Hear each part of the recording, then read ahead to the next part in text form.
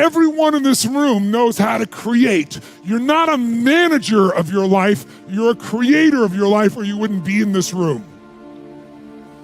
How do you create your life? You get hungry for something, don't you? Who has done something in your life that once seemed difficult or impossible, and now it's part of your life? Who's got something in your life in this area? Say I. How did you do it? You created it 3 ways. Number 1, you decided there's something you wanted so bad that you unleashed all your desire. You became obsessed with it. If it was a business or a car or a relationship or a transformation in your body, if there's something you once envisioned and now it's real, it's because you didn't just envision it, you brought so much emotion to it that now it's in your life. It was once a dream, it was once a goal, and now it's in your life. How many have something like that in your life now? Say I. You may take it for granted now, hopefully not, but it was once just a vision. It may have seemed impossible at one time. So how did you do it? You started with a concrete vision of what you wanted, and you focused on it continuously, didn't you? Wherever focus goes, energy flows. You envisioned something, you got clear about it, and then you started thinking about all the reasons why you wanted it. You got excited about it. Said, this is what's next for me now. I want this. You may have dreamed about it, thought about it, talked about it. But when you focus on something continuously, something magical happens. You get insights, don't you? You overhear a conversation and you hear something you wouldn't have heard if you didn't have that outcome or goal that you wanted so badly. Who's ever come up with something, obsessed about it, didn't even know how to do it, and it just happened and it came together? Who's had that experience? Say I. So why don't we tap into that power now for your business and life? Most people have a belief about what their real potential is no matter what you tell them. And that affects how much action they take. And of course that affects the result. And then ironically, that result reinforces their belief. And then that belief affects it. So I'll give you an example. Let's say a person has unlimited potential, we all agree. But they take little action, little results. Why? Because they have to start with a problem with their belief. They don't believe it's really going to happen for me. Maybe for Frank Kearns because he's got the cool hair and stuff, or maybe it's for you because you're so driven, but it's not me. Maybe Tony Robbins because he's a freak, got these big teeth. Whatever their thought process is, right? They got this thing, right? But what happens is, if you believe that there's very little potential, how much action are you going to take? Nothing, little. And when you take little potential with a little action, what kind of results do you get? Lousy little results. And when you get little results, what does that do to your belief? You go, see, I told you this was a waste of time, told you this wouldn't work. And then what happens? You tap even less potential, you take even less action, you get even worse results, and your belief gets even weaker. And this sucker feeds on itself until you are in the downward spiral. It's poisonous. It's poisonous and it's self-fulfilling. Now, what if something could happen that could come along and fill you with a sense of absolute certainty? Not like I believe, but mean where you know. In you guys' case, mine as well, we knew because we had to. Because we burned the boats. There was no other option. We had to find a way. We weren't going to live that way. We all did it in different ways and for different reasons, but in essence, that was it. If you get yourself in a state of certainty that this is going to work, I'm going to find a way, and if this doesn't work, I will make the way, then you tap a lot more potential. And when you're certain in your potential, you take massive action. When you take massive action, you really believe in something, you get great results. When you get great results, your brain goes, see, I told you I was a stud. I told you this thing would work out. Now you're even stronger. You tap more potential, take greater action, greater results. That's how you went from $300 in a week to $2,500 in 5 days to $100,000 in a month to $1 million in a day. Same thing with you. And we get momentum. That's why the rich get richer and the poor get poorer.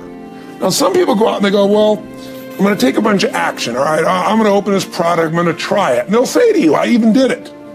But it's like a salesman who goes and knocks on the door, and he knocks on 100 doors and says, you don't want one of these, do you? Yeah, exactly right. Yeah. And even if he doesn't say it verbally, his face says it because he doesn't believe it's going to work. So his voice, his body, the execution is so weak. Maybe if he talks to 100 people, somebody's going to buy out of pity. They don't want his kids to starve, right? but he's not going to get the result. So the core difference in people is, how do you produce certainty when the world isn't giving it to you? You go out and you try and you try. In your case, you're 100,000 in debt and nothing's working. How do you keep yourself going? The way you did it, the way I did it, the way you're doing it, we may not have done it consciously, is we didn't change our potential. That was there. And it wasn't even taking more action. Taking more action with a belief it's not going to work, it's not going to change anything.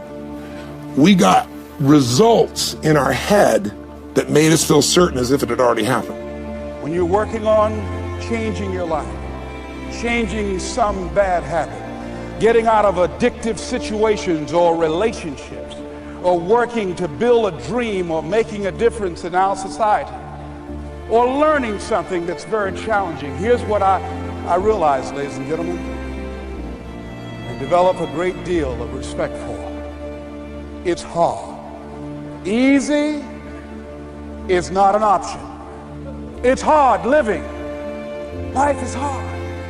See, it's hard when you are 49 years old, been working on a job for 17 years, and they come in and tell you you're finished and give you 1 week severance pay. And you got to start all over again. It's hard when you're married and raising children and your children are crawling and your husband dies unexpectedly. It's hard handling just the tragedies of life. It's hard when you're working on something and you put everything you have in it and it doesn't work out. You lose your money and other people's money. It's hard. It was rough when I lost my job and I could not find a job. It was humiliating and embarrassing, borrowing money, and then I couldn't pay the money back when I told them I would. That's rough. How people look at you, how they respond to you. It's very hard. It's humiliating. Here's what I discovered that happens to you in life, that you will go through things, and while you're going through them, you can't understand why it's happening to you. But after you go through it and you get back and you look at it and you say, oh, now I understand why I needed that lesson. Have it ever happened to you? Raise your hand. Has it ever happened to you that I couldn't understand it then, but after I got through it, then I saw that that was preparing me for bigger and better things. Sometimes we have to ask ourselves, what's using my life? Heard a guy give a lecture one time that says, we are today what we were when. And he was talking about the fact that we, to a great extent, behave, think, react because of some previous experience that we've had. One of the things that we know about life is that it is always changing. Sometimes you're up, sometimes you're down. Sometimes things go real well, and sometimes they don't. Sometimes you're happy, and sometimes you're sad. Now that's that thing called life. And when we begin to understand and know that, accepting that reality that we will never ever have things just on an even keel all the time, that you're going to have some ups and you're going to have some downs, but during those down moments, that's where the growth takes place. That's where the work is. See, anybody can feel good when they have their health, their bills are paid, they have happy relationships, the children are acting normal, business is successful. Anybody could be positive then. Anybody can have a larger vision then. Anybody can have faith under those kinds of circumstances. Am I correct?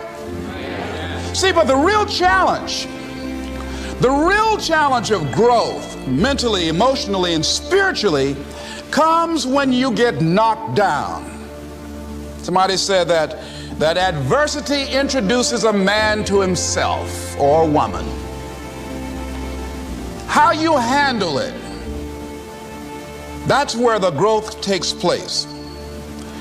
When I was facing some challenges, I had a guy say something to me, and I suggest this is one of the first things that you want to do when you're facing a challenge. You want to get unstuck. Evaluate where you are.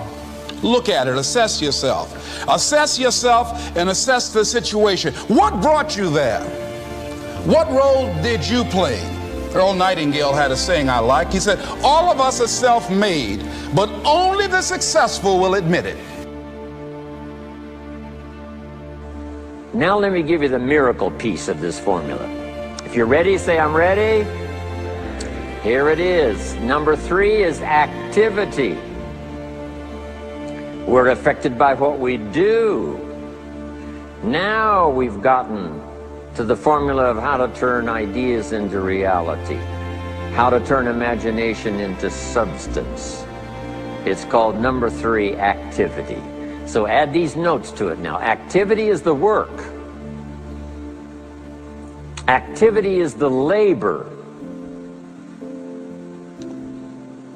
You might add labor pains. I'm short on personal experience here, but the mothers in the room would tell us that we know what that's all about. Labor pains. Why would an upcoming potential mother be willing to put herself through maybe a rather painful experience? She said, that's an easy answer. And it's for your notes. It produces new life. Why wouldn't she put herself to the labor? Now comes the miracle of new life.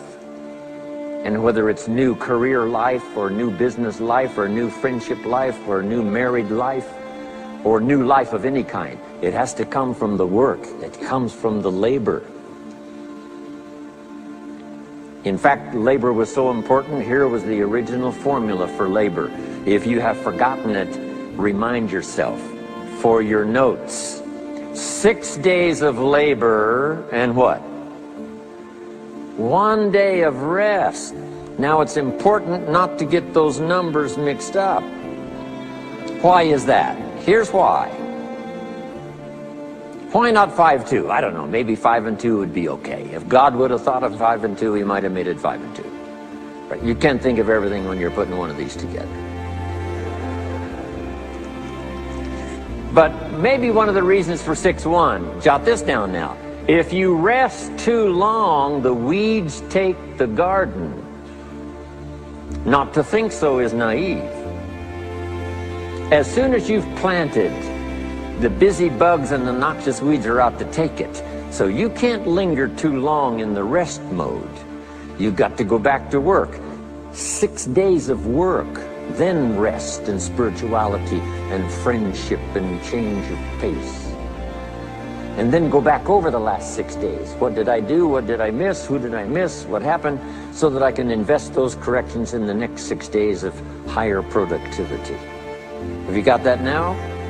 6 days of work, 1 day of rest. Don't get the numbers mixed up. Activity.